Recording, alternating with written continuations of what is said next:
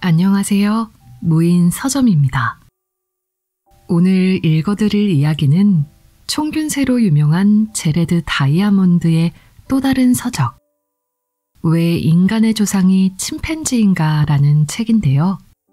이 책은 인간의 진화와 인류의 기원을 다룬 책으로 인간이 다른 동물과 구별되는 특징을 유전학, 고고학, 생물학적 증거를 통해 설명합니다. 오늘은 그 중에서도 인간의 짝짓기와 관련해 재밌게 풀어낸 이야기를 들려드리고자 합니다. 그럼 꿀잠 되세요. 인간은 왜 성생활을 할까? 음식과 가족 생활. 인간의 성생활이 왜 지금과 같은 방식인지 알려면 우리의 식습관과 사회가 어떻게 진화했는지 알아야 한다. 우리의 유인원 조상은 초식을 했지만 우리는 식물성 음식뿐 아니라 고기까지 먹는다. 하지만 잡식을 시작한 지 채 수백만 년이 지나지 않았기 때문에 치아와 손톱은 호랑이가 아니라 여전히 유인원을 닮았다. 우리의 치아와 손톱이 수렵에 불리한데도 성공을 거둔 것은 큰 뇌 덕분이다. 우리 조상은 연장을 이용하고 조직화된 집단을 이루었기 때문에 동물을 사냥할 수 있었으며 일상적으로 음식을 나누어 먹었다. 뿌리와 열매를 채집하는 데에도 연장을 쓰기 시작했기 때문에 육식이 아니더라도 큰 뇌가 필요했다. 수렵 채집을 하는 아이는 식량을 구하는 데 필요한 정보와 경험을 여러 해에 걸쳐 습득했다. 오늘날 아이들이 농부나 컴퓨터 프로그래머가 되려고 몇 해 동안 공부하는 것과 마찬가지다. 아이들은 젖을 떼고 여러 해가 지나도 무지하고 무력하여 혼자의 힘으로 살아가지 못한다. 인간의 아이는 부모가 식량을 구해와야만 살 수 있다. 우리 눈에는 이것이 자연스럽게 보이지만 영장류 세계에서는 예외적 현상이다. 새끼 유인원은 젖을 떼자마자 스스로 먹이를 구한다. 인간 유아의 채집 솜씨가 형편없는 데에는 두 가지 이유가 있다. 첫 번째는 신체적 이유다. 식량을 찾는 데 필요한 연장을 만들고 사용하려면 손가락을 정교하게 놀려야 하는데 아이가 이런 능력을 발달시키려면 여러 해가 걸린다. 내 아들이 4살 때 신발끈을 매지 못했듯 수렵 채집인의 아이는 돌도끼를 갈거나 통나무 낚싯배를 만들지 못했다. 두 번째는 정신적 이유다. 우리는 식량을 찾을 때 지력에 의존하는 정도가 어느 동물보다 크다. 먹거리가 훨씬 다양하고 식량 채집 기법이 복잡하기 때문이다. 뉴기니 부족 인근에 약 1000종이나 되는 동식물은 각각 이름이 있다.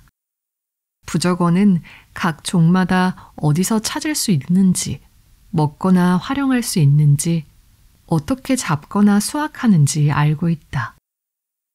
이 모든 정보를 습득하는 데는 오랜 기간이 걸린다. 젖을 땐 유아에게 필요한 것은 식량을 가져다 줄 어른만이 아니다. 10년, 20년 동안 자신을 가르쳐 줄 어른도 있어야 한다. 물론 숱한 인간적 특질과 마찬가지로 이 또한 다른 종에게서 찾아볼 수 있다. 이를테면 어린 사자는 부모에게 사냥법을 배워야 한다. 침팬지는 인간처럼 식단이 다양하고 여러 가지 방법을 동원하여 식량을 얻는다.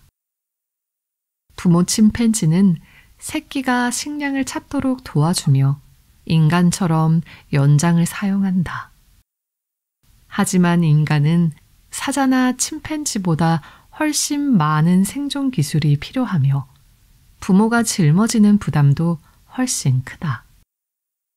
부모가 짊어져야 할 부담이 크기 때문에 아이가 살아남으려면 엄마의 보살핌뿐 아니라 아빠의 보살핌도 중요하다. 오랑우탄 수컷은 새끼에게 아무것도 해주지 않는다. 고릴라, 침팬지, 긴팔 원숭이 수컷은 그나마 나아서 새끼를 어느 정도 보호해준다.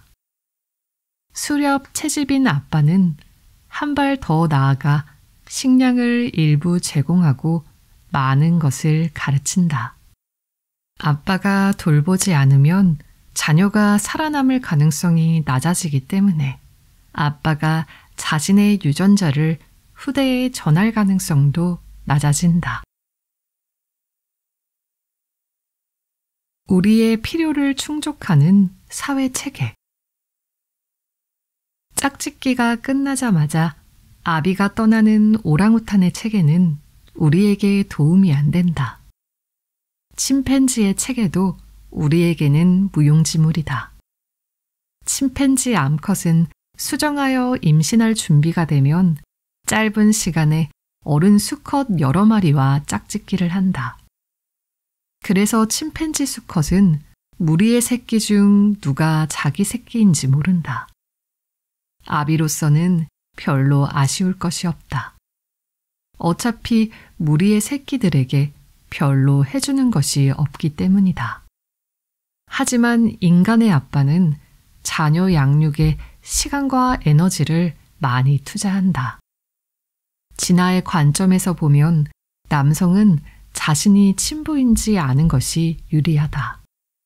그러지 않으면 기껏 자녀를 키워 놓았더니 다른 남성의 유전자를 후세에 전달한 꼴이 될 수도 있기 때문이다. 인간이 긴팔 원숭이처럼 넓은 지역에 뿔뿔이 흩어진 채로 남녀 단둘이 살아서 여성이 자기 배우자 외에 다른 남성을 만날 일이 전혀 없다면 친부 여부를 확신할 수 있을 것이다. 하지만 인간 집단은 대부분 다수의 성인으로 이루어져 있다. 수렵과 채집은 남성, 여성 또는 둘 다의 집단 협력이 필요한 활동이다. 집단을 이루면 포식자와 적, 특히 다른 인간으로부터 스스로를 보호하기 쉬워진다. 친부에 대한 확신과 집단 생활이라는 두 가지 필요성을 한꺼번에 충족하기 위해 인간은 우리 눈에는 정상적이지만 유인원의 기준에서는 이상한 사회체계를 진화시켰다. 어른 오랑우탄은 외톨이로 살아간다. 어른 긴팔 원숭이는 암수 한 쌍이 외따로 살아간다. 고릴라는 지배적 어른 수컷이 어른 암컷을 여러 마리 거느리는 하렘에서 살아간다. 침팬지는 흩어져 사는 암컷들과 수컷 집단으로 이루어진 무리에서 살며 여러 상대와 짝짓기를 한다. 반면에 보노보는 암수가 무리를 이루어 사는데 교미 상대가 많음을 뜻하는 나눈의 정도가 훨씬 심하다. 인간 사회는 앞선 영장류 사회 중 어느 것과도 닮지 않았다. 우리의 사회 체계는 식습관과 마찬가지로 사자나 늑대와 더 비슷하다. 우리는 많은 성인 남녀로 이루어진 무리 속에서 살아간다. 하지만 사자는 수컷이 아무 암컷하거나 짝짓기하고 암컷도 아무 수컷하거나 짝짓기를 하기 때문에 새끼의 친부가 누구인지 알 수 없다. 이에 반해 인간은 한 쌍의 남녀가 짝을 짓는다. 동물의 세계에서 우리의 사회체계와 가장 가까운 것을 찾자면 갈매기와 펭귄 같은 바다새의 큰 무리를 들 수 있다. 이 동물들도 한 쌍의 암수가 짝을 짓는다. 대부분의 현대 정치 국가에서는 적어도 공식적으로는 남녀의 결합을 단원제로 한정한다. 이 말은 사람마다 한 명의 배우자와 짝을 맺는다는 뜻이다. 이에 반해 지난 수백만 년 동안 인류의 사회체제였을 수렵, 채집 집단에서는 대다수 남성이 아내 한 명과 자식만을 먹여 살릴 수 있지만 힘과 부를 지닌 일부 남성은 아내를 여러 명 둘 수 있었다. 통치자가 거대한 하렘을 거느릴 수 있게 된 것은 농업과 중앙 집권화된 정부가 등장하면서 소수의 군주가 무사람에게 세금을 걷어 왕실 하렘의 아기들을 먹일 수 있게 되었기 때문이다. 왜 남성이 여성보다 클까? 성인 남성은 나이가 같은 여성에 비해 평균 신장이 크다. 사람마다 예외가 많기는 하지만 전체 인구를 놓고 보자면 남성은 여성보다 몸무게가 약 20% 무거우며 키는 약 8% 크다. 왜 그럴까? 그 대답은 우리의 사회적 성적 구조에서 찾을 수 있다.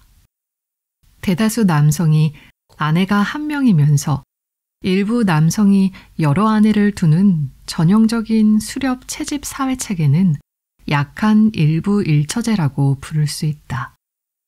인간은 농업이 시작되기 전에 오랜 세월 동안 수렵 채집인이었기 때문에 약한 일부 일처제는 왜 남성이 여성보다 큰지 설명하는 근거가 될 수 있다. 일부 일처제의 포유류는 수컷 한 마리가 독점적으로 짝짓기를 하는 암컷의 마리수에 따라 암수의 평균 크기 차이가 달라진다. 수컷의 하렘에 암컷이 많을수록 암수의 크기 차이가 커진다. 가장 큰 하렘을 거느리는 종은 수컷이 암컷보다 훨씬 크다. 동물 세계에서 세 가지 예를 들어보자. 긴팔 원숭이는 일부 일처제다. 각 개체는 배우자를 하나만 둔다. 수컷은 하렘을 거느리지 않으며 암수의 평균 크기에는 전혀 차이가 없다. 암컷과 수컷의 크기가 똑같다. 이에 반해 고릴라 수컷은 대체로 암컷 3마리에서 6마리로 이루어진 하렘을 거느린다. 그래서 수컷이 암컷보다 몸무게가 2배가량 많이 나간다. 남방 코끼리 물범의 하렘은 평균 48마리의 암컷으로 이루어진다. 하렘이 이렇게 크니 암수의 덩치 차이도 클 것이라고 예상했다면 정답이다. 3톤에 달하는 수컷에 비하면 300kg짜리 암컷은 난쟁이처럼 보인다. 이유를 살펴보자. 일부 일처제 종은 모든 수컷이 암컷을 차지할 기회가 있다. 이에 반해 코끼리 물범처럼 강한 일부 다처제 종은 짝을 얻지 못하는 수컷이 많다. 몇몇 지배적 수컷이 암컷들을 모조리 독차지하기 때문이다. 하렘이 클수록 수컷의 경쟁도 치열해진다. 덩치가 큰 수컷이 대체로 싸움에서 이길 확률이 높으므로 수컷은 클수록 유리하다. 우리 인간은 남성이 여성보다 약간 크고 약한 일부 다처제라는 점에서 이 유형에 들어맞는다. 하지만 인류 진화의 어떤 시점에서 지능과 성격이 몸집보다 중요해졌다. 따라서 덩치 큰 남성이 작은 남성보다 반드시 아내가 많은 것은 아니다. 우리의 유별난 성생활. 인간의 성행동은 다른 포유류의 기준으로 보면 괴상하기 짝이 없다. 이를테면 대다수 포유류는 성적으로 흥분하는 시기가 매우 짧아서 암컷이 발정기일 때만 교미한다. 발정기가 되면 암컷은 난소에서 난자를 내보낼 준비가 되는데 이 시기에만 수정하여 임신할 수 있다. 암컷이 발정기에 드는 간격은 종에 따라 다르지만 짧으면 몇 주에서 길면 몇 달까지 다양하다. 1년에 한 번만 발정기에 드는 종도 있다. 암컷은 발정기에만 수컷과 교미하려 하며 평소와 다른 행동과 겉모습으로 수컷에게 자신이 발정기임을 드러낸다. 하지만 인간의 성주기는 사뭇 다르다. 성적으로 성숙한 여성은 짧은 배란기에만 성관계를 가지는 것이 아니라 남성과 마찬가지로 자신이 원할 때면 언제든지 성관계를 가질 수 있다.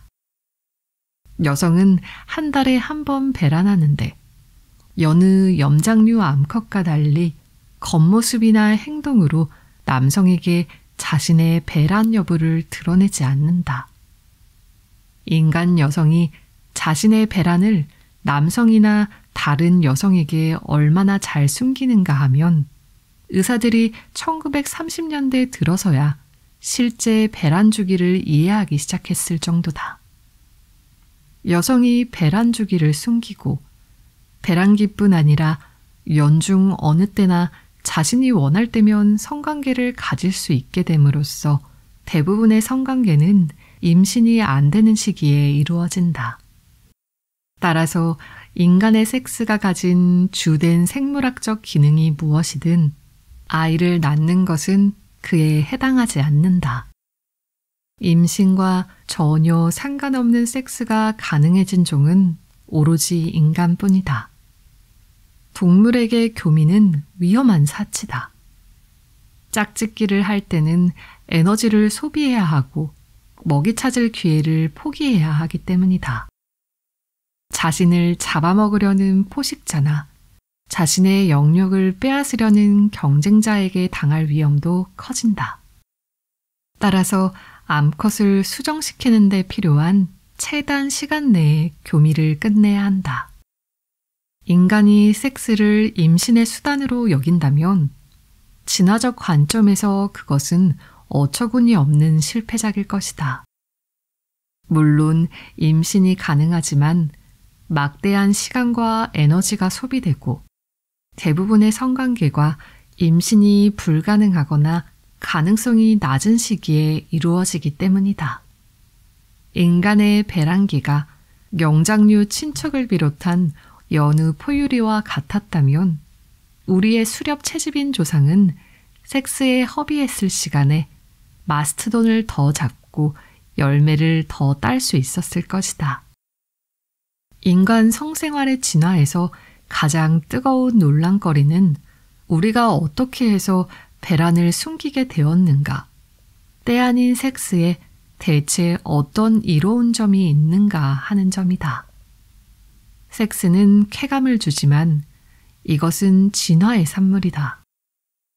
인류의 성행동이 진화적으로 유익하지 않았다면 섹스를 즐기지 않도록 진화한 돌연변이 인간이 세상을 차지했을 것이다.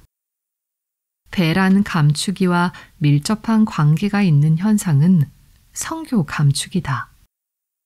무리를 이루어 사는 다른 모든 동물은 배우자가 하나이든 여럿이든 간에 무리의 다른 구성원이 빤히 보는 앞에서 교미한다. 어째서 인간만이 남몰래 섹스를 하고 싶어 할까? 생물학자들은 인간의 배란 감추기와 성교 감추기가 어디에서 비롯했는지에 대해 갑론을박을 벌이고 있다. 진화적 관점에서 보면 어떤 복합적 요인으로 인해 먼 과거에 이런 특징이 진화했을 것이다. 또한 어떤 요인이 이 특징을 보존하지 않았다면 지금까지 남아있지 않았을 것이다. 오늘날의 배란 감추기와 성교 감추기를 설명하는 요인이 애초에 이런 특징을 일으킨 요인과 반드시 같아야 할 이유는 없다. 하지만 우리의 유별난 성생활이 어디에서 비롯했는지에 대해 생물학자들이 제시한 설명 중 3가지는 아직까지도 우리에게 해당하는 듯하다. 그 3가지는 아래와 같다. 배랑 감추기와 성교 감추기는 수컷 간의 공격성을 감소시키고 협력을 증가시키도록 진화했다. 배랑 감추기와 성교 감추기는 커플의 유대감을 강화하여 가족 형성의 토대가 된다. 여성이 성교를 감추도록 진화한 것은 남성이 자신과 영구적으로 유대관계를 맺도록 하기 위해서다. 그러면 남성은 배우자가 낳은 아이의 친부가 자신임을 더 확신할 수 있다. 이 모든 설명에서 우리는 인간의 사회구조가 가진 핵심 특징을 알 수 있다. 남성과 여성은 아이와 자신의 유전자가 살아남기를 바란다면 오랫동안 힘을 합쳐 아이를 키워야 한다. 동시에 이웃 커플과도 경제적으로 협력해야 한다. 남녀가 정기적으로 성관계를 가지면 친구나 이웃에 대해서보다 서로 간의 유대감이 더 커진다. 이러한 끈끈한 유대감은 단순한 임신 수단이 아니라 일종의 사회적 접착제다. 은밀한 섹스는 친밀한 집단 내에서 성적 파트너와 그렇지 않은 파트너의 차이를 강조한다. 간통의 과학. 인간의 짝짓기 체계를 떠받치는 토대는 남녀가 짝을 맺어 함께 아이를 키우고 영구적 유대관계를 맺는 것이다. 또 다른 영장류종도 영구적 유대관계를 맺는다. 바로 긴팔 원숭이라는 작은 유인원이다. 하지만 이들의 짝짓기 체계는 인간과 다르다. 긴팔 원숭이 커플은 무리나 공동체를 이루지 않고 다른 긴팔 원숭이와 동떨어져서 둘만 살아간다. 임자 있는 긴팔 원숭이는 외간 긴팔 원숭이와 교미하지 않는다. 이에 반해 인간은 단 둘이서가 아니라 사회적 집단을 이루어 살아간다. 이따금 배우자가 아닌 사람과 성관계를 맺기도 한다. 결혼한 사람이 외간 사람과 성관계를 가지는 것을 간통이나 혼외 정사라고 부르는데 부부의 섹스라는 정상적 패턴에 대한 예외이다. 배우자가 간통하면 가슴이 미어지고 삶이 비참해진다. 그런데도 왜 인간은 간통을 할까? 여느 행동과 마찬가지로 간통도 진화적 관점에서 들여다볼 수 있다. 단, 진화 생물학의 틀을 이용한다는 것은 종 전체의 패턴을 바라보는 것이며 진화는 인간 행동을 추동하는 여러 힘 중 하나일 뿐임을 명심해야 한다. 진화적 경쟁의 관점에서 삶을 바라보면 승자는 자식을 가장 많이 남기는 사람이다. 경쟁에서 이기기 위한 전략은 종마다 다르다. 순수한 일부 일처제를 채택한 종이 있는가 하면 극심한 난원을 채택한 종이 있고 일부 일처제를 선택하되 예외를 두는 혼합 전략을 채택한 종도 있다. 어떤 종이든 수컷에게 최선의 전략이 암컷에게도 최선은 아닐 수 있다. 인간도 마찬가지다. 남성의 경우 자식을 낳을 때 소요되는 최소한의 노력은 성교다. 여기에는 약간의 시간과 에너지만 투자하면 된다. 반면에 여성의 최소한의 노력은 성교 더하기 9달의 임신이다. 또한 인류사의 대다수 기간 동안 여성은 자식에게 몇 년 동안 젖을 먹여야 했다. 여기에는 막대한 시간과 에너지가 들어간다. 따라서 남성은 일생 동안 여성보다 훨씬 많은 자식을 낳을 잠재력이 있다. 가장 많은 자식을 낳은 남성은 모로코의 잔혹한 지배자 이스마일 황제로 무려 888명을 낳았다. 여성 세계 기록 보유자는 19세기에 새 쌍둥이를 여럿 낳은 러시아 여인으로 69명을 낳았다. 여성이 자식을 20명 넘게 낳은 경우는 드물지만 일부 다처제 사회의 일부 남성에게는 식은 죽 먹기다. 이러한 생물학적 차이로 인해 남성은 혼의 정사에서 얻을 수 있는 이익이 여성보다 훨씬 크다. 자식의 수가 성공의 유일한 기준이라면 말이다. 이것은 남성이 혼의 정사를 호시탐탐 노리는 한 가지 이유일 것이다. 그렇다면 여성은 왜 간통을 할까? 여러 나라의 연구에 따르면 여성이 혼의 정사를 하려는 동기는 주로 결혼에 대한 불만족과 새로운 영구적 관계를 찾으려는 욕망 때문이다. 그렇다고 해서 혼의 정사가 지극히 자연스러운 일이며 허용되어야 한다고 말할 수 있을까? 전혀 그렇지 않다. 어떤 행동을 이해하고 설명하는 것은 그것을 옹호하거나 받아들이는 것과 별개 문제다. 모든 인간 행동의 목표가 진화적 요인으로 환원되지는 않는다. 우리 인간에게는 다른 목표를 선택할 능력이 있다. 많은 사람들이 배우자 이외의 사람과 관계를 맺는 것에 전혀 흥미를 느끼지 않는다. 배우자에게 충실하겠다는 약속을 존중하고 종교적, 도덕적 믿음을 따르고 가족을 지키겠다는 등의 목표가 혼의 정사 욕구보다 강한 사람들도 있다. 인간의 성공과 행복을 평가하는 기준은 자식을 얼마나 남기느냐만이 아니다. 성공과 행복을 이룬 많은 남녀가 가족 수를 제한하거나 아예 자식을 낳지 않는다는 사실을 생각해보라. 또한 많은 사람들이 동성과 짝을 짓거나 전통적 성역할을 뛰어넘는 성 정체성을 가진다는 사실을 생각해보라. 여러 목표 중에서 무엇을 선택해야 할까?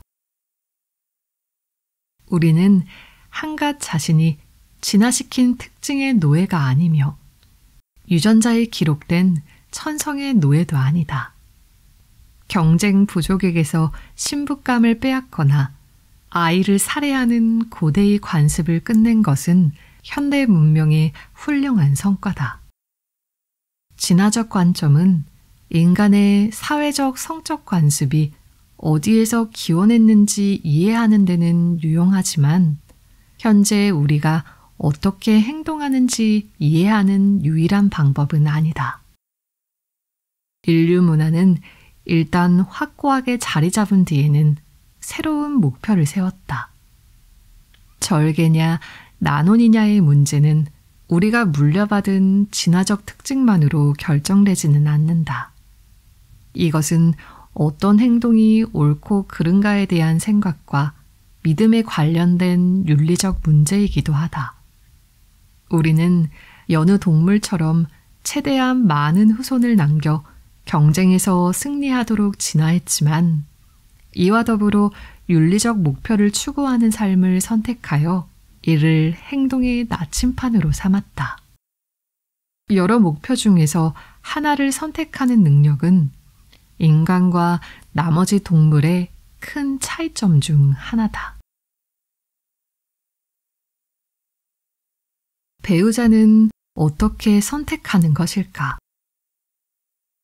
인간의 성생활이라는 퍼즐의 마지막 조각은 매력이라는 미스터리다. 우리가 이 배우자감이 아니라 저 배우자감에 끌리는 이유는 무엇일까? 우리는 어떻게 배우자를 선택할까? 심리학자들은 이 물음에 답하기 위해 많은 부부를 대상으로 상상할 수 있는 모든 것을 측정한 뒤에 누가 왜 누구와 결혼했는지 알아내려고 시도했다. 당연하게도 대부분의 남편과 아내는 민족적 배경, 종교, 정치적 견해가 같다. 부부는 지능이나 깔끔함 같은 성격도 꽤 들어맞는다. 외모는 어떨까? 아주 많은 부부를 관찰했더니 뜻밖의 사실이 발견된다. 예외가 많기는 하지만 평균적으로 부부는 모든 신체적 측면에서 다소 닮았다. 우리가 어떤 사람을 묘사할 때 맨 처음 떠올리는 뚜렷한 신체적 특징인 키, 몸무게, 눈동자 색깔, 머리카락 색깔, 피부색은 물론이고 코 너비, 귓볼 길이, 가운데 손가락 길이, 눈 사이 거리, 손목 둘레, 허파 크기 등 우리가 눈여겨보지 않는 특징까지 비슷하다. 이것은 폴란드에 사는 폴란드 사람, 미시간주에 사는 미국 사람, 차드에 사는 아프리카 사람 등 전혀 다른 사람들을 대상으로 실험한 결과다. 어느 경우든 부부가 똑같이 생기지는 않았지만 임의로 짝을 지었을 때보다는 더 닮았다. 극과 극은 통한다라고 하지만 평균적으로 사람들은 자기와 다른 사람보다는 비슷한 사람과 결혼하는 경향이 있다. 한 가지 이유는 자기와 비슷한 사람과 많은 시간을 보내기 때문이다. 많은 사람들은 민족적 배경, 종교, 사회적, 경제적 지위에 따라 끼리끼리 어울려 산다. 우리는 교회에서 종교가 같은 사람을 만난다. 친한 가족들은 관심사, 정치적 견해, 사회적, 경제적 지위가 대체로 비슷하다. 따라서 자신과 비슷한 사람과 만나 사랑에 빠질 기회가 많다. 하지만 귓볼 길이로 이웃을 맺지는 않으므로 신체적 특징으로 배우자감을 선택하는 데는 틀림없이 또 다른 이유가 있을 것이다. 그 대답은 외모에 바탕을 둔 신체적 매력에서 찾을 수 있다. 키와 머리카락 색깔처럼 눈에 띄는 특징뿐 아니라 볼 길이와 눈 사이의 거리처럼 눈에 띄지 않는 특징을 비롯한 모든 특징을 한데 어우러져 탐색 이미지를 형성한다. 우리는 자신이 이런 이미지를 가지고 있는지 의식하지 못할 수도 있지만 새로운 사람을 만났을 때 저 남자 내 타입이야, 저 여자 내 타입 아니야 라고 느껴지는 것은 탐색 이미지 때문이다. 우리가 비슷하게 생긴 사람에게 끌리는 이유는 유전자의 절반을 공유하는 부모, 형제를 기준으로 탐색 이미지를 형성했기 때문이다. 장래의 배우자에 대한 탐색 이미지는 우리가 매우 어릴 때 출생 직후부터 6살 사이에서 발달하기 시작한다. 탐색 이미지는 우리가 가장 자주 보는 이성으로부터 큰 영향을 받는다. 따라서 사람들은 대부분 부모, 형제, 어릴 적 친구를 기준으로 탐색 이미지를 형성한다.